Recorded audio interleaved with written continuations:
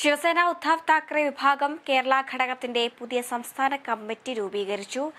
Saji തുരുത്തിക്കുന്നേലിനെ Kerala രാജ്യപ്രമുഖയായും ഉപരാജ്യപ്രമുഖായും Ajayan K ചപ്പാത്തിനെയും ദേശീയ നേതൃത്വം തിരഞ്ഞെടുത്തു. ശിവസേന കേരള ഘടകത്തെ പുനരുജ്ജീവിപ്പിക്കുക എന്നതാണ് പുതിയ കമ്മിറ്റിയുടെ ലക്ഷ്യമെന്ന് സജി തുരുത്തിക്കുന്നേൽ പറഞ്ഞു. 2 മാസത്തിനുള്ളിൽ 14 ജില്ലകളിലും സംഘടനാ കമ്മിറ്റികൾ ഉണ്ടാക്കി സംസ്ഥാന കൺവെൻഷൻ നടത്താൻ ദേശീയ നേതൃത്വം നിർദ്ദേശം നൽകി.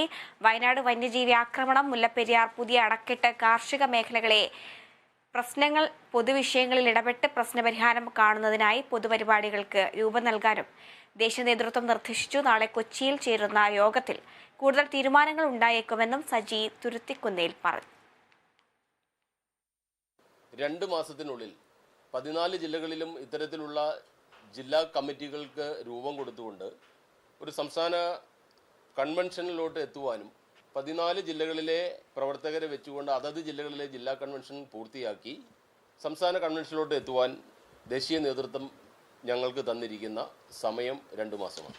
അപ്പോൾ ഈ 2 മാസത്തിനുള്ളിൽ ഇത്തരം കാര്യങ്ങളിലോട്ട് പോകാൻ വേണ്ടുന്ന തീരുമാനം നാളെ കൊച്ചിയിൽ ചേരുന്ന സംസ്ഥാന സമിതിയിൽ തീരുമാനമെടുക്കുകയും തുടർന്നുള്ള പ്രവർത്തനവുമായി മുന്നോട്ട് പോകുവാനാണ് തീരുമാനിച്ചിരിക്കുന്നത്.